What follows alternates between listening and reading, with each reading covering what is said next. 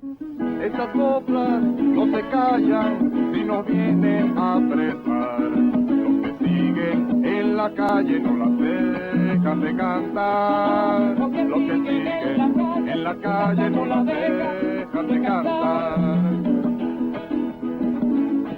El rechazo al paro anunciado por los propietarios de autobuses ha sido unánime. Actualmente se suceden varias manifestaciones de cooperativistas. Y decidimos irnos para Caracas a pie y la gente, me acuerdo yo, para Caracas a pie, están locos.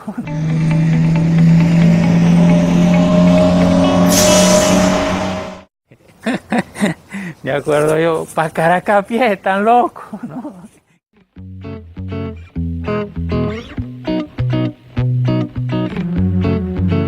Después de 5 o 6 años de fundada, Secose Sola había recorrido ya el camino que recorren la mayoría de las organizaciones, que empieza con mucha mística, con mucho voluntariado, con mucho entusiasmo, pero con el tiempo se van burocratizando, se elige la directiva, la cooperativa quedando en manos de unos directivos, las otras personas regresan para su casa y la cooperativa se va convirtiendo como la propiedad en la práctica de los directivos.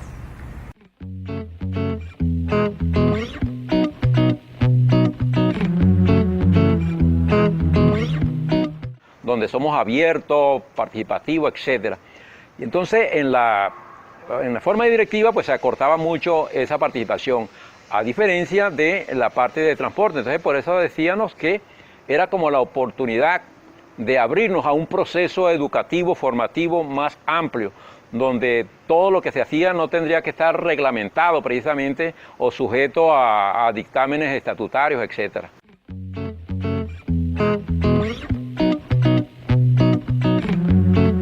Algo que producía en el cooperativismo existente una ruptura mental.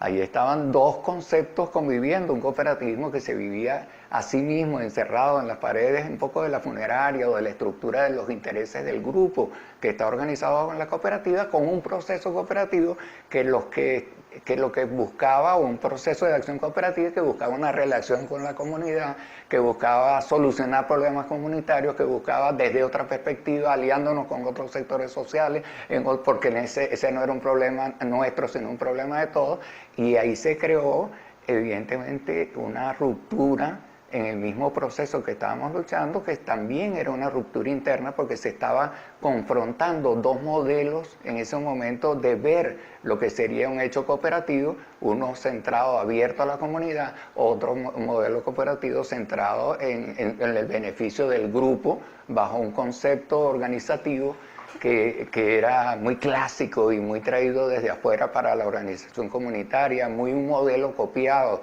muy un modelo de gestión lo que estaba planteado ahí.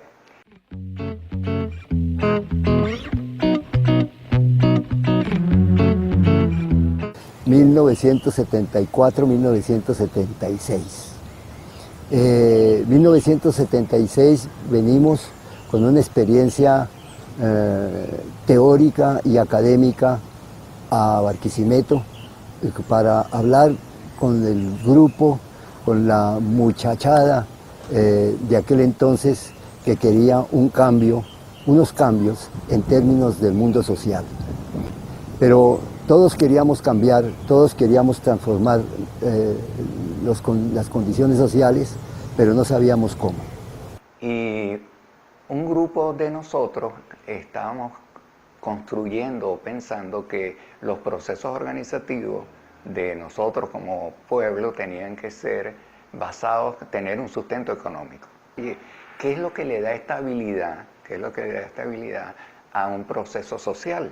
Y veíamos que la base económica de los procesos sociales era fundamental para esa estabilidad, para esa permanencia, para ese futuro de una organización, que era que cómo articular la organización urbana, el consumo urbano, con la producción comunitaria urbana también. O sea, buscamos una alternativa y nos conseguimos por un lado a unos cristianos, que era el Centro Comilla, que estaba trabajando en un proceso acá, y nos unimos un grupo de gente joven, que aquí estamos, o sea, que bueno, decidimos dejar lo que estábamos haciendo o las posibilidades de lo que podíamos hacer en otras partes y nos unimos todos en venir a Barquisimeto a trabajar en ese concepto de construir eso. Y nos acercamos al movimiento cooperativo.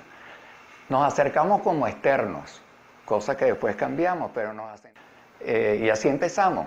Y eso que fue la Fundación OCM. Un grupo de muchachos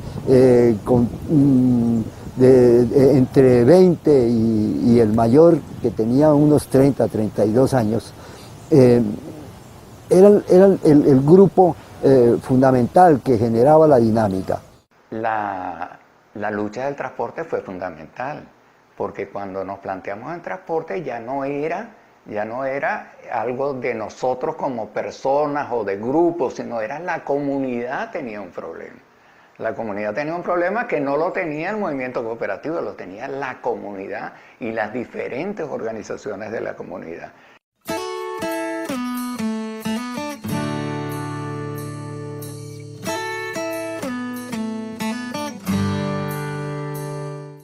Llega un momento en que hay una necesidad muy palpable en nuestras comunidades, como era lo del transporte colectivo.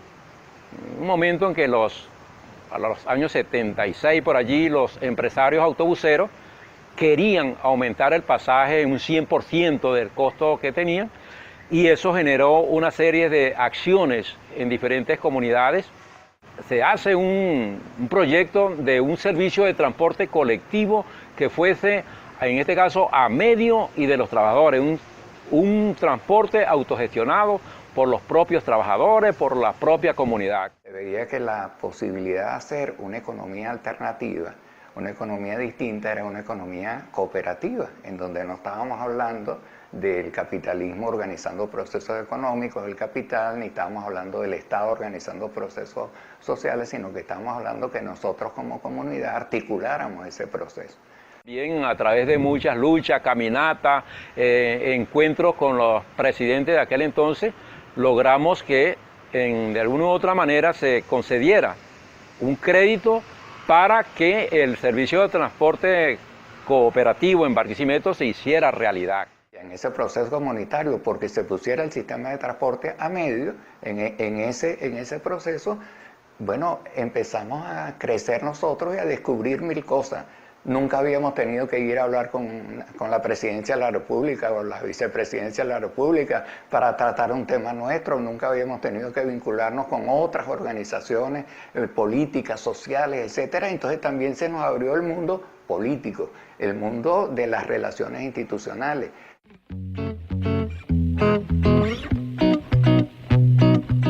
Bueno, en ese año que fue en el 1976 que empezamos, 26 de mayo,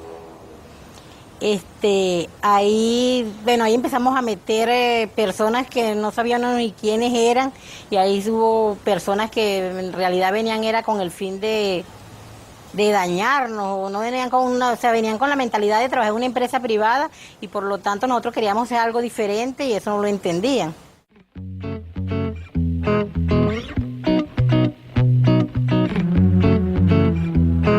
Por allá en los años 76 nos iniciamos en los primeros momentos, pues empezaron a llegar por lote los buses 12, 15, hasta que logramos tener 132 unidades en nuestra responsabilidad, y de ahí pues prestar el servicio colectivo en nuestro Barquisimeto. Cubrimos Barquisimeto totalmente con esos 132 buses.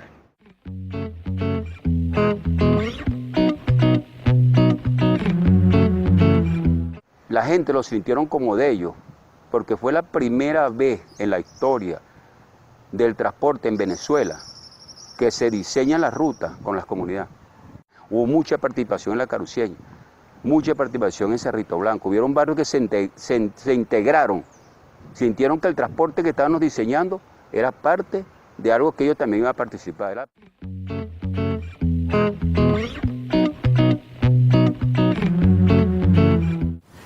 Allí nosotros empezamos con unos poquitos autobuses, con los Luevi, y después llegaron llegaron lo que fueron las chingas de gasolina, que eran unas tremendas autobuses muy modernos para la época, porque ahí teníamos depósitos donde teníamos caucho, teníamos todo lo que era un equipo para mantener una unidad. Teníamos bombas de gasolina, bombas de gasoil, lavados, engrases, y teníamos todos esos carros bien equipaditos. Yo creo que los choferes venían de cobrar por hora. Tú trabajas 1 hora, te ganas 5 bolívares. Tú trabajas 2 horas, te ganas 10 bolívares. Tú trabajas 3 horas, te ganas 15 bolívares. Entonces, cuando llegamos nosotros, decimos, bueno, aquí vamos a trabajar en una cooperativa, pero vamos a hacerla con sueldo mínimo. Nadie en Barquisimeto, nadie en Venezuela tenía sueldo mínimo en los transportes, en el sector transporte. Los viernes se va a cobrar 35, va a haber seguro social, va a haber prestaciones sociales. Entonces eso era como una maravilla, todo el mundo quedaba asombrado, porque para ese tiempo 35 bolívares era un sueldazo. Teníamos muchas cosas allí que nos beneficiaban, pues, como trabajadores, y esa solidaridad, porque ahí no había jefe, el jefe allí era uno mismo y la persona. No era un trabajo, dejó de ser trabajo, dejó de ser un trabajo salarial, porque nosotros rompimos con eso. Bueno, pero ¿qué pasa? Que allí, dentro de todos esos compañeros, hay compañeros también que tienen una disciplina, pues, y esa disciplina pues se va compartiendo a través de reuniones, de uno ir integrándose en equipo, en unas actividades muy solidarias que te van enseñando y te van haciendo, conociéndote tú mismo, pues, tú mismo contigo mismo, y vas aprendiendo a vivir en familia, pues. Eso allí era algo muy maravilloso, pues, que hasta uno aprende a convivir con los de uno, pues.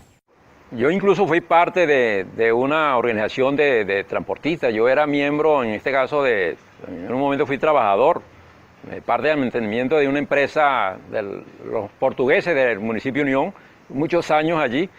Y entonces es una relación, pues, esa relación obrero-patronal.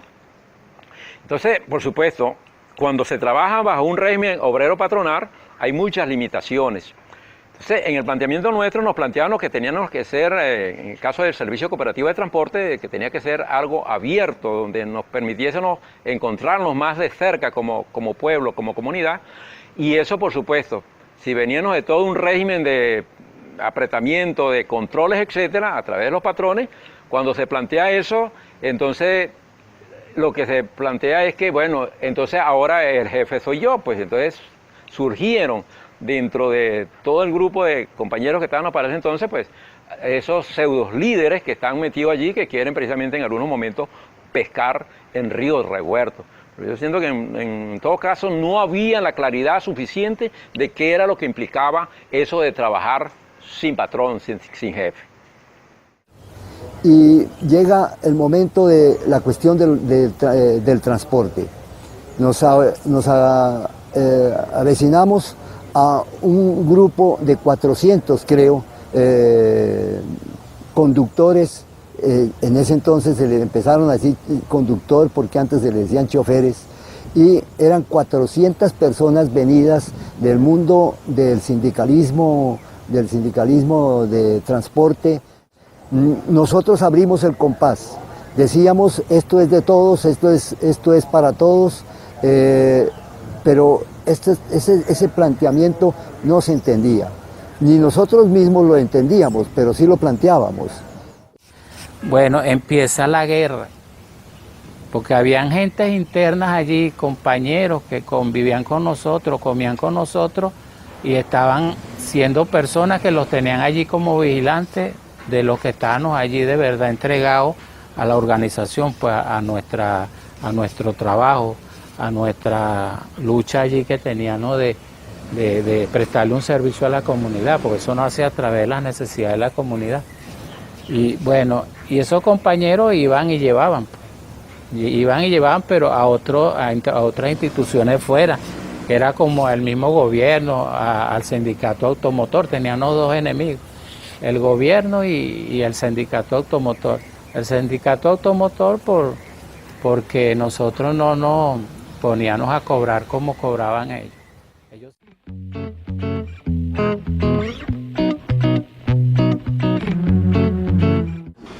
La asamblea era extraordinaria, para uno, ya uno acostumbraba, eran de 2 y 3 y 4 días y uno se descuidaba, porque todo el mundo participaba y no era como que le ponía a uno un bozal de arepa.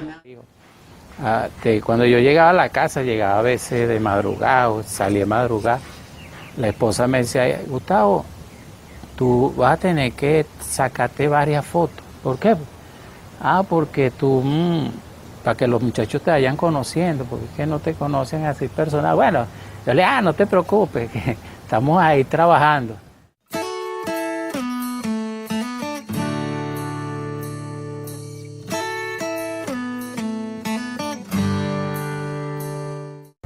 Por primera vez en Venezuela se inició un proceso inflacionario.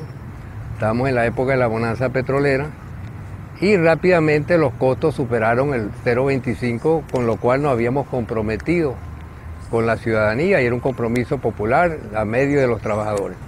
Igual pasó en el año 79, que siguió la inflación, se necesitó un subsidio de 0,25. De igual manera dijimos, el subsidio necesitamos de 0,25. Y en Valencia estaba 0,50 y un subsidio de 0,50 y en Caracas también. O sea, todavía estamos pidiendo la mitad del costo de Caracas. Y el gobierno dijo que no, por lo mismo que nos tenían miedo, tenían suspicacia sobre Secodesola y una fuerza que no controlaban. Y nosotros dijimos que sí. Y al final, con movilizaciones populares y junto con los estudiantes,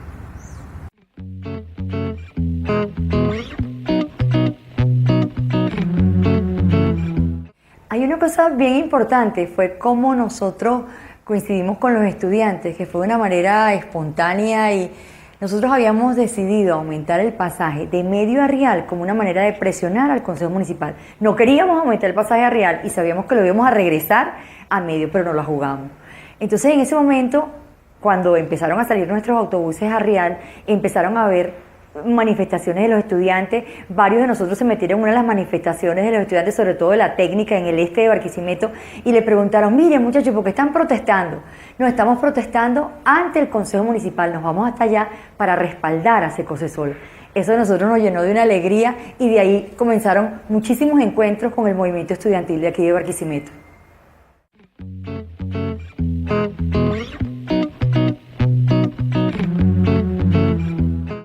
Sobre cómo nosotros, el movimiento estudiantil, tuvimos la oportunidad de relacionarnos con el movimiento cooperativo en esa lucha del año 78, 79 por el subsidio, fue algo muy simple.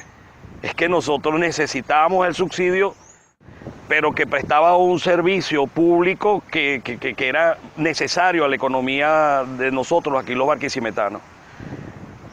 Cualquier aumento, cualquier situación que afectara a Secodesola, a nosotros como movimiento estudiantil también nos afectaba.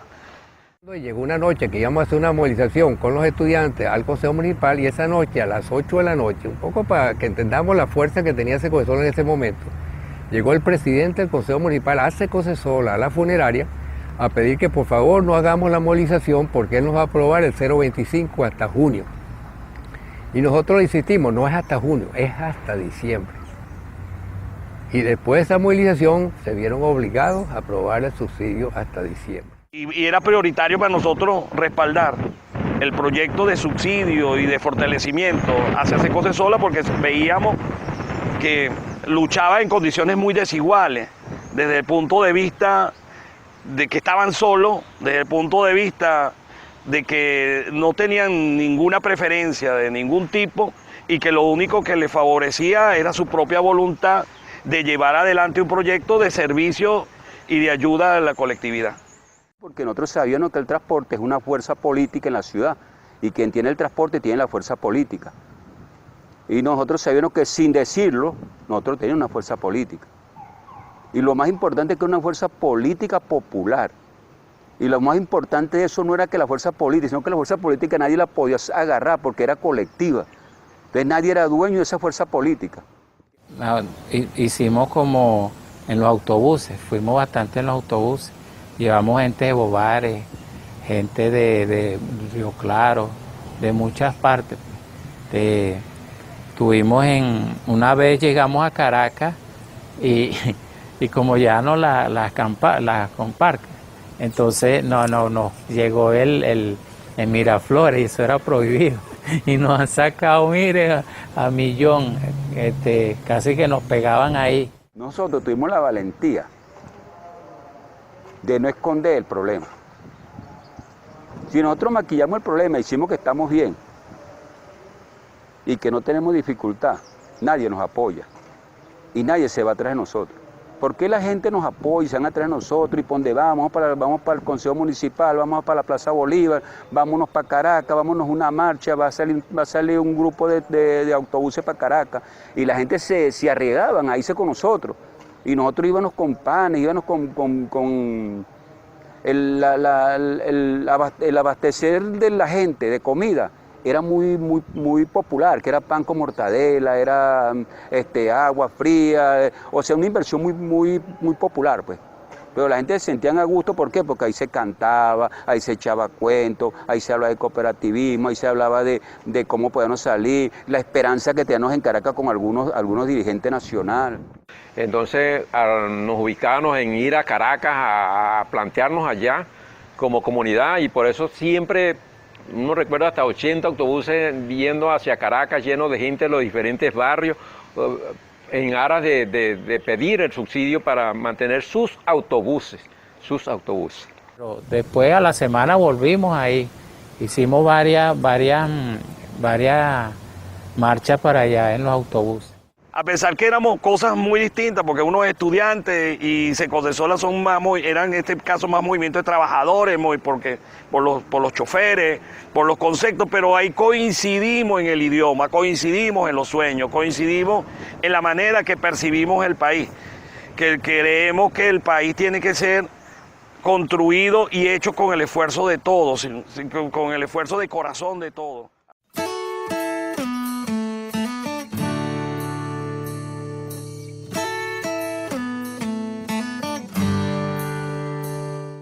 Con algo que iba más allá también, que es convertir a esa lucha que teníamos planteado como una forma de articulación de la comunidad, porque el instrumento transporte era un instrumento que permitía la movilización de la población, que permitía organizar, llevar a una necesidad de una comunidad tener el transporte para poder movilizarse al Consejo Municipal, etcétera. El transporte se veía también como una herramienta de trabajo. Nosotros con los autobuses fuimos a muchísimas partes de Venezuela y donde nos pedían apoyo, ahí nos aparecíamos, porque lo considerábamos, como dice Luis, una herramienta de trabajo, una herramienta de movilización popular. Entonces, el 17 de diciembre del año 79, los compañeros de Copetravolta, una cooperativa de volteo, nos llaman y de todo el país fuimos hasta allá a respaldar la lucha por el derecho a carga en igualdad de condiciones que el Estado no estaba brindándole a las cooperativas. Entonces, ¿qué pasó? Se bloqueó toda la ciudad porque ahí llegaron gandolas, autobuses, llegaron movilizaciones de transporte de todas partes del país, llegó hasta allí. Entonces, ¿qué sucedió? Que pusieron a los compañeros presos, eso fue a punta de planazo, fue una represión bien fea, ¿verdad? Y todos fueron detenidos más de 100 compañeros. Entonces, ¿qué pasa? Que pasa el día 17, pasa el día 18, pasa el día 19 y el gobernador dice, yo no los dejo salir hasta que ustedes no firmen de que ustedes estaban como vagos y maleantes, que era una ley de Pando Gómez, ¿verdad?, entorpeciendo la ciudad.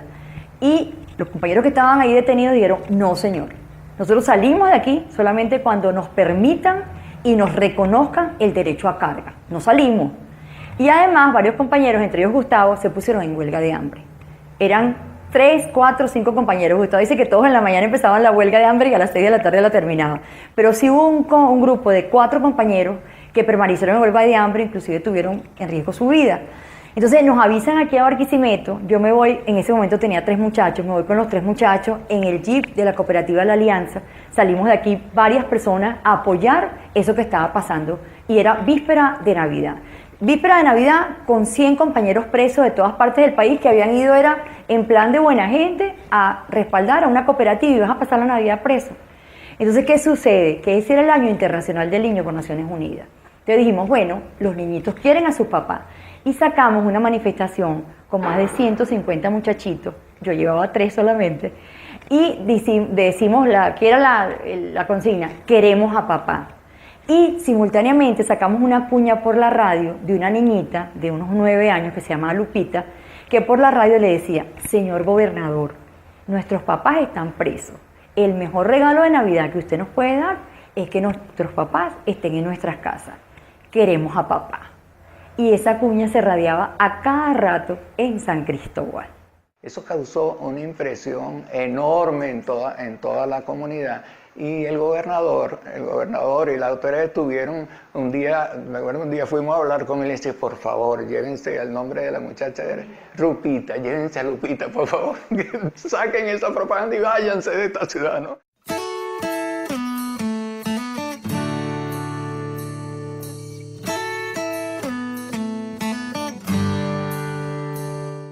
Dentro de ese montón de cosas que nos inventábamos, porque todo el tiempo nos teníamos que estar inventando una, resulta que ya no podíamos más, porque el Consejo Municipal había dicho que no nos daba más subsidio. Era 19 de marzo, me acuerdo por la canción, un 19 de marzo.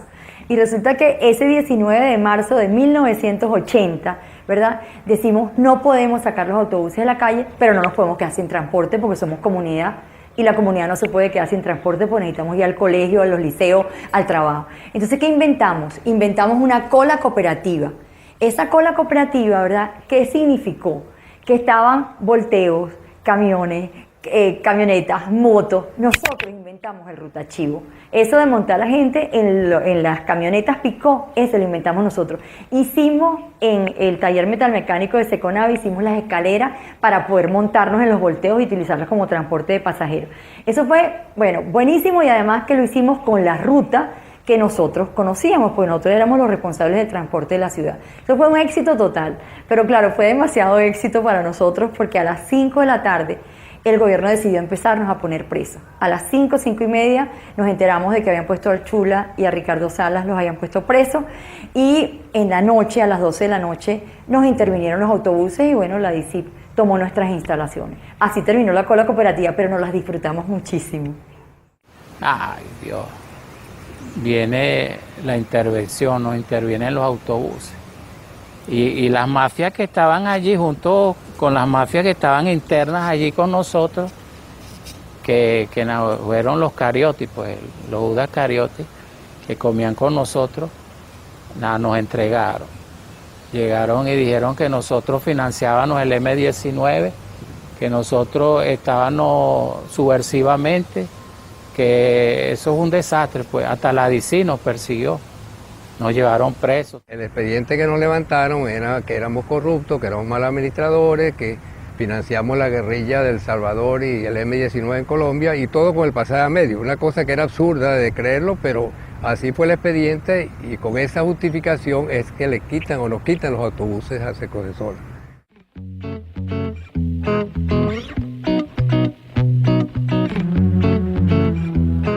Porque sentíamos que nos quitaba una pertenencia que habíamos logrado con mucho esfuerzo y que no teníamos otra alternativa laboral, pues porque veníamos de muchos años en ese gremio, y quedarse de la noche a mañana por un despojo sin trabajo, el dolor era menor si nos manteníamos unidos.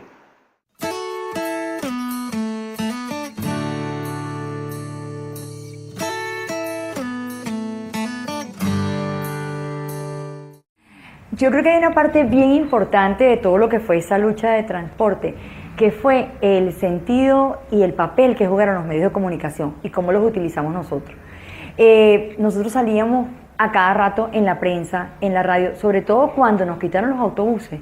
Era terrible, porque todas las mañanas uno se despertaba con ese terror de qué iban a decir de nosotros, porque decían cosas espantosas.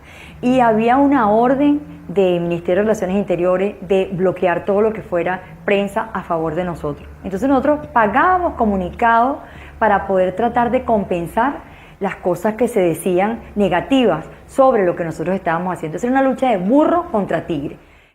Que llegó un momento, un locutor de radio de aquí de Barquisimeto llegó a afirmar que el movimiento estudiantil era subsidiado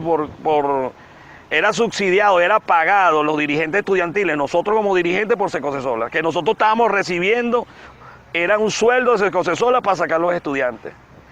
Y cuando ese locutor, ese político que inclusive logró luego ocupar cargo dentro de la administración pública aquí, dijo eso, a nosotros lo que se nos vino a la mente, coño, cómo esta gente juzga, cómo ellos juzgan por lo que ellos son a los demás. Bueno, por ejemplo, en ese momento quedamos prácticamente que no teníamos, o sea, no estábamos recibiendo nada, pues sí, por allá que sí unos 50 bolívares, otros 100 bolívares, porque en realidad no había de dónde sacar porque nos habían quitado los autobuses, no había de dónde sacar y estábamos era subsistiendo, bueno, ahí viendo cómo hacíamos.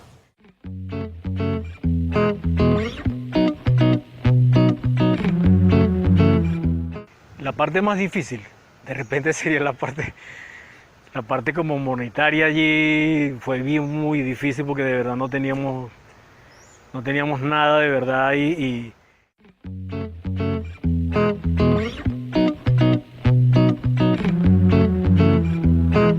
Bueno, más difícil evidentemente fue cuando nos quedamos sin autobuses y sin nómina, que la nómina era los paqueticos de comida que nos mandaba la gente de la Ollantepú y bueno, con eso teníamos que resolver. Manolo era administrador.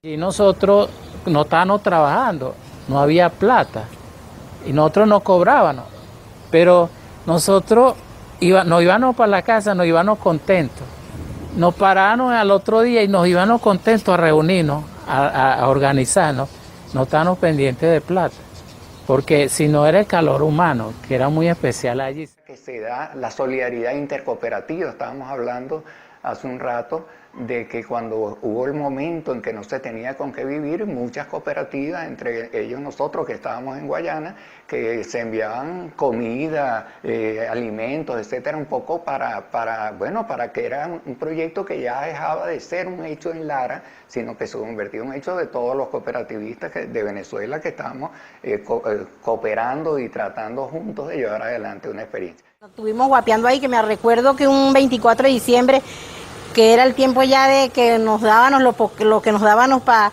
agarrando unos 50 bolívares, otros 100 bolívares, esperando que los autobuses llegaran con 100 bolívares a ver quién se le daba, que el que tuviera un muchacho, el que tuviera más necesidad en ese momento, a ese se le daba.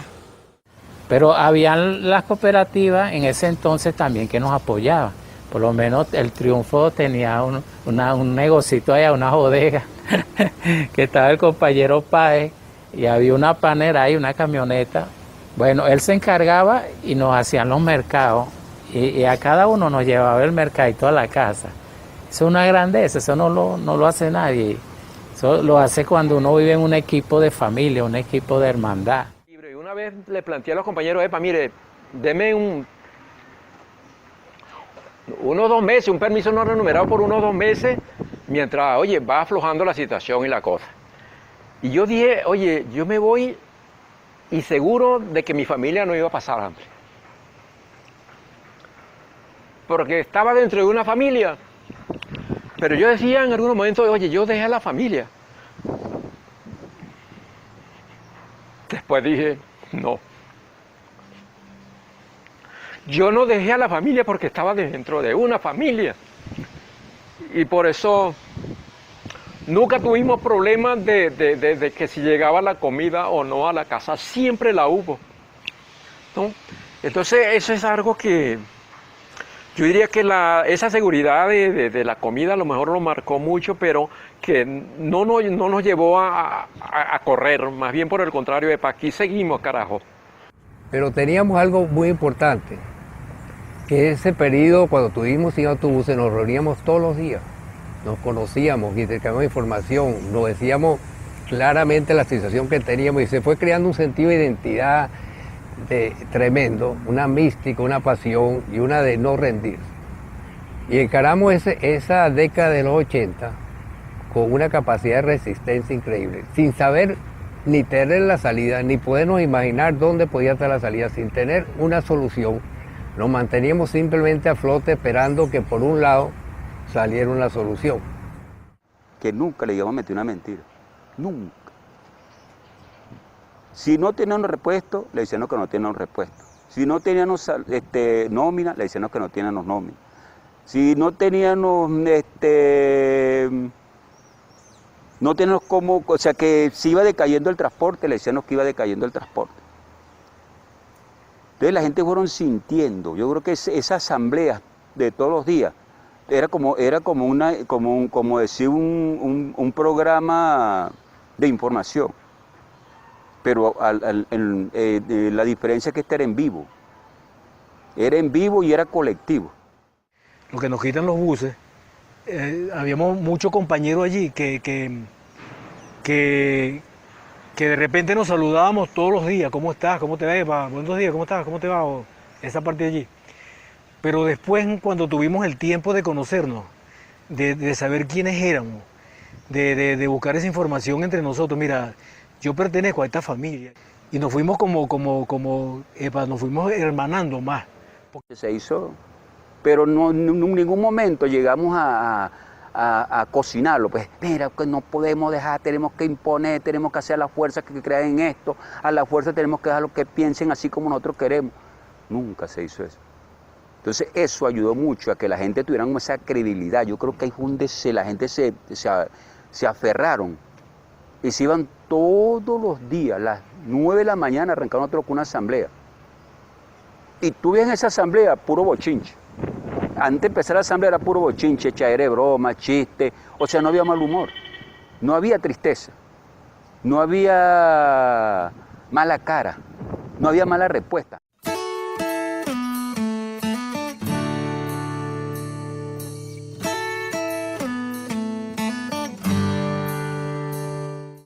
Fuimos a hablar con Montes de Oca, con el que era el ministro de Relaciones Interiores, porque él nos estaba planteando encontrar una solución y más o menos lo que nos planteó fue, ustedes son una minoría en el movimiento cooperativo en Lara, o sea, ustedes no representan a nadie, se han tomado eso por la fuerza y si ustedes dicen que eso no es verdad, les proponemos que lo demuestren, que hagan una demostración de que eso es verdad. Entonces nosotros queremos plantearles a ustedes que realicen una asamblea de todo el movimiento cooperativo larense y lo que suceda en esa asamblea ustedes se comprometen a respetarlo y él nos dijo como gobierno y nosotros nos comprometemos a respetarlo. Entonces cuando nosotros nos planteamos en una asamblea que fue sumamente importante, que fue una asamblea el 8 de junio del año 80, estamos ya en junio del año 80, sin autobuses, no cobrábamos nada, estábamos ya en la carraplana y con un sentido así de que poquito a poco íbamos perdiendo todo. Pero decidimos, vamos a hacer una asamblea donde vamos a medirnos, porque el gobierno estaba loco por echarle la mano a Secocesola. La Superintendencia de Cooperativas tenía órdenes de intervenirnos. Pero como que nos dieron ese chance, bueno, hagan una asamblea y muchas personas que apostaban a la quiebra de Secocesola juraban que esa asamblea la íbamos a perder. Pero mira, en esa asamblea todas las cooperativas afiliadas a Secocesola participaron, de fuera estaba la gente de la DICIP, gente enemiga gritando, fue una asamblea de muchísima tensión, pero en esa asamblea que la ganamos, de plano que la ganamos, decidimos irnos a Caracas al día siguiente, precisamente para sacar el problema de Barquisimeto. Donde dice, bueno, métase al depósito de urnas. Entonces así lo hicimos y luego, estando ya adentro, oye, meterse uno a un ataúd y realmente vamos a ver cómo es la cosa, pero sí, lo hice, pero a los 5 minutos me salí del ataúd porque no pude resistir la claustrofobia de la cuestión y especialmente los de la DICIP que estaban desentechando el sitio del depósito, estaban desentechando y decían, ay Zabalita, ay si lo llegamos a encontrar aquí. Entonces yo oía esas cosas y dije, no, si me llegan a encontrar aquí me fusilan. Nos meten a la radiopatrulla, pues el problema fundamental era que no tenían motivación para ponernos presos ni ponerme preso. Y por esa razón, cada 72 horas tenían que sacarme de una cárcel a otra, porque, bueno, de todas maneras me deportaron. Y entonces así nos íbamos reuniendo, bueno, hasta que hicimos nuestra asamblea y decidimos irnos para Caracas a pie, y la gente, me acuerdo yo, para Caracas a pie, están locos, ¿no? Como yo era muy flacuchento, yo decía, no, yo no voy a ir, yo hacía lo posible por quedarme, yo no me partiendo, decía, coño, pero me daba mucha pena también, yo decía, coño, quedarme tampoco. Entonces, yo ya ves hasta dónde llego, yo voy a hacer el empeño. No, y sí. Lo que me marcó más fue la caminata. La caminata, porque yo recuerdo que éramos como 150 que íbamos en ese momento. Íbamos pensando, o sea, salimos al principio con un objetivo, rescatar los autobuses. ¿Cómo? No sabíamos. Solamente le pusimos en ese momento mucho interés, mucho corazón y creencia, porque creíamos lo que hacíamos. Bueno, tuvimos que salir no de aquí, de Barquisimeto, tuvimos que salir de Yaracuy, Yaritagua, porque aquí no nos dejaban que nos concentraran. Ese viaje de Caracas salió natural, sabiendo la responsabilidad de 360 kilómetros, sabiendo la responsabilidad de llevar personas de 65 años, de 60 años, ya no un grupo de personas de la tercera edad que trabajan con nosotros. Es una responsabilidad muy grande. Y llevábamos gente por una carretera donde corría el riesgo de que cualquier camión pesado le podía causar un atropello. Y no hubo un rajuño. No hubo alguien que dijera, mira, cónchale, a mí me causó esto un problema de salud. Porque toda la trayectoria, desde que salimos hasta que llegamos a Caracas, fue de pura alegría, de pura fe de que cuando llegamos a Caracas nos solucionó el problema. Un echado para adelante muy importante. Yo me recuerdo que cuando salimos de Caña de Azúcar en Maracay, yo nunca me había llevado un invierno así tan grande encima, nunca. Y saliendo a las 5 de la mañana se vino ese invierno, y bueno, y pasó el invierno y todos emparamaditos, y nadie dijo yo estoy resfriado. Recuerdo que había un programa a las 12 del día en el Palacio Radial, y yo tenía el compromiso de decir para dónde iba, hasta dónde, en ese día, dónde iba la marcha. Y un momento me dijo Reinaldo, ¿cómo haces tú para decir lo que yo pienso que tú vas a hablar? Que había que decir estas palabras para darle ánimo a la familia que están aquí. Yo no sé si es que te las mandé o que es que nosotros no hablamos esto. Sí, entonces yo le decía, no, lo que pasa es que como estamos todo el día relacionándonos juntos, no tenemos ningún egoísmo, nadie quiere ser protagonista, aquí todos somos un grupo. Si aquí quisieran ser protagonistas, yo vengo y guardo mis palabras bonitas, mi planteamiento bello, mi maquillaje y lo tiro ahí, entonces, coño, ya no, este es el líder, este es el número uno. Cuando llegamos a la que salimos de San Antonio de los Altos, que fue la caminata más brava y más tiempo, esa fue muy agotadora. Y todos cuando llegamos allá, que si pasábamos caminando, si no pasábamos, yo decía, coño, que no los dejen pasar, decía yo, que no los dejen pasar, porque es que vamos a correr peligro con los carros, porque andábamos de arrastre, andábamos extenuados, ya, que no los dejen pasar. Los infiltrados que quedan con nosotros, que eran 2 o 3, pero 2 totalmente identificados, uno tenía el papel de seguir a ir para todos lados, y era el más resteado, el que hablaba más a favor de Secoesola, tenía todo el discurso nuestro. Y cuando fuimos caminando para Caracas, dijimos, bueno, ya que él es el que tienen asignado para seguir a ir para todos lados, ¿por qué yo no lo sigo a él? Para que él no pueda informar, y así hicimos. Y cada vez que llegamos a una ciudad, el tipo desesperado, tratando de zafarse de mí, porque quería que llamara por teléfono, pero en todo caso nunca lo dejamos pasar la información. Nos reconciliamos con la realidad política de los que gobernaban Venezuela en ese momento, que son personas, la mayoría en ese tiempo, eran totalmente desvinculadas de la realidad de lo que se vivía. Una vez, siendo yo superintendente de cooperativa, fui a hablar con el mismo Montes de Oca para explicarle lo que estaba pasando en el movimiento cooperativo, que tenía muchas versiones que no eran, y le estuve explicando, y Montes de Oca, lo que usted dice es muy interesante, ¿por qué no hacemos una cosa y vamos a llamar al gobernador? Y total que yo agarré y me vine y fui y le toqué la puerta al gobernador, que ahí estaba escrito que yo tenía mi cita con el gobernador. ¿cómo está usted? Bien, chévere y tal. Yo vengo aquí a explicarle, queriendo explicarle lo que está pasando en el movimiento cooperativo de la... ¡Eso es comunista! eso, ¿no? ¿Qué me va a explicar? Esos son unos comunistas que tienen un plan, además el M-19 está metido ahí y eso es una cosa que es un trabajo de subversión el que está realizando, pero gobernador, no, eso está clarísimo, nosotros tenemos gente infiltrada ahí que nos dice de verdad lo que está pasando, ¿cómo usted me va a decir que no es eso? No sea ingenuo, no sé qué. No sé.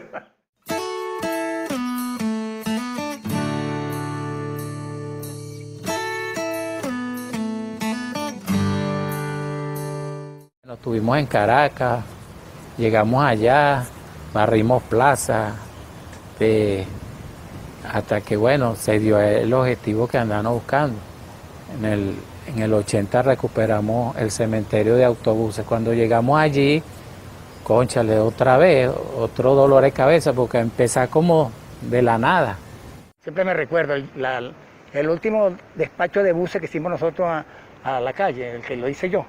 Despachamos 109 unidades y teníamos 23 echados a perder. Que no eran echados a perder, era el caucho espichado, la batería. Si teníamos muchos, 8 carros que iban a durar mucho, eran muchos. Hacer la comparación que cuando recibimos 35, güey, 35. Pero para que nos demos cuenta, bueno, que lo hemos convertido otras veces. El gran daño y el golpe tan fuerte que fue eso. Y cuando rescatamos los autobuses, más del 70% de la flota había sido destruida por los incautadores.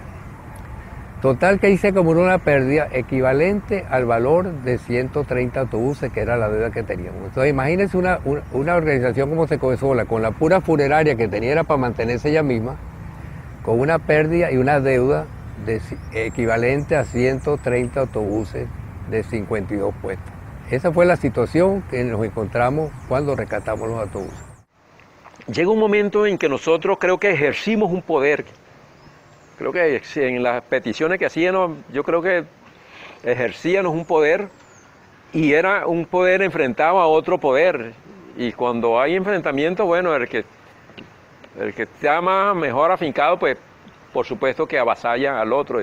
Y en un momento dado, eso fue lo que sucedió con nosotros cuando nos usurpan la administración de los autobuses y nos ponen un poco a unos cuantos presos y eso nos llevó a la destrucción de los autobuses, pero no la destrucción moral, física, moral de los que estábamos allí al frente de esa experiencia. O sea, la palabra rendir no existió. Porque sería bien quebrajante decir, no, vamos a rendir. Sí, pero una experiencia que nos marcó para siempre. No es fácil. Yo no me siento en otra parte que no sea lo que hemos hecho. Es una experiencia de la vida, ¿verdad? Que nos hace sentirnos bien vivos. Es la confianza lo que le hace a uno sentirse de que uno está protegido, que uno no está en el aire, que uno está allí en una masa que te arropa y que te llena de energía positiva y que te da esos valores pues como ser humano. Entonces eso es grande, eso es muy importante. Uno nunca se siente desprotegido. Esa es una expresión de no rendirse. Era un señor popular, pues, y él tenía como una anécdota, que él no se rindió, le pasó como nosotros. Y él estaba casi rendido, estaba en el suelo. Y cuando estaba en el suelo tirado, ya casi rendido, llegó el tipo que lo estaba rematando y se le acercó más. Y cuando se le acercó más, le hizo así, le tiró un uñazo. Pero como tenía una uña más grande que la otra, le sacó el ojo. Y el hombre se agarró, ay, me sacó el ojo, me dejó tuerto. Entonces se para el tío Gustavo y dice, ya está listo. Le gané la pelea después de estar rendido. No estaba rendido. Aquí estoy. Y nosotros decíamos, un día tenemos que encontrar la uña del tío Gustavo Arrechi, que eso va a ser nuestra salvación. Pero...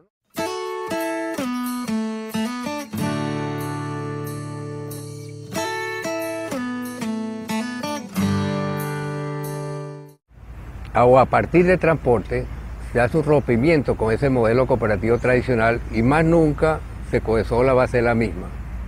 Porque dejamos de ser un servicio cooperativo específicamente para los asociados. No, nos abrimos entonces a un servicio abierto a toda la comunidad.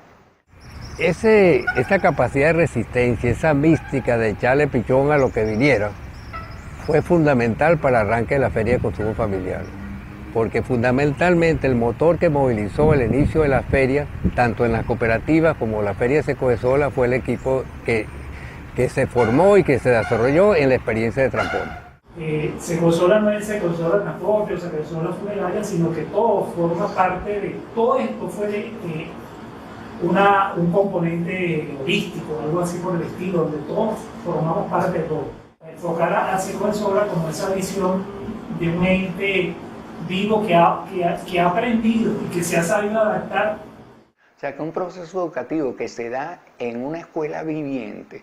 Las paredes de nuestra escuela es esta vida que estamos llevando, esas son nuestra estructura educativa, nuestro concepto educativo. Eso es lo que en definitiva va generando cambios profundos en la vida, cambios profundos en las actitudes, cambios profundos en las organizaciones. De ahí aprendimos, oye. Aprendimos que precisamente las cosas no se solucionan precisamente en el enfrentamiento, sino más bien en el entendimiento. Y ante las cosas que vamos viviendo hemos encontrado soluciones precisamente a través del planteamiento, a través de la acción. Yo estaba convencido que el proceso humano de Secodesola, que veníamos descubriendo una manera de gestionar, de relacionarnos, que era muy importante y que teníamos que encontrarle un canal por el cual con ese mismo grupo de trabajadores esa experiencia se fuera profundizando con el tiempo. Al final, sin querer queriendo, sin buscarlo, sin que creíamos en el momento que era la solución, se fue encontrando a través de la feria. Entonces, estamos conversando. Entonces, mucha gente muy allegada a Secodesola, porque aquí todo el mundo sabe lo que es Secodesola, todo el mundo disfruta de Secodesola. No solamente nosotros, sino la comunidad barquisimetana se siente parte de Secodesola. Entonces yo le digo, no, y nosotros cuando fuimos a Caracas a pie, mira, se pararon, mira este que fue para Caracas a pie, mira, y que fue para Caracas a pie. Entonces estaba un señor, le digo, sí fueron, le digo, sí fueron, y tengo material y se los puedo comprobar que esta gente fue para acá.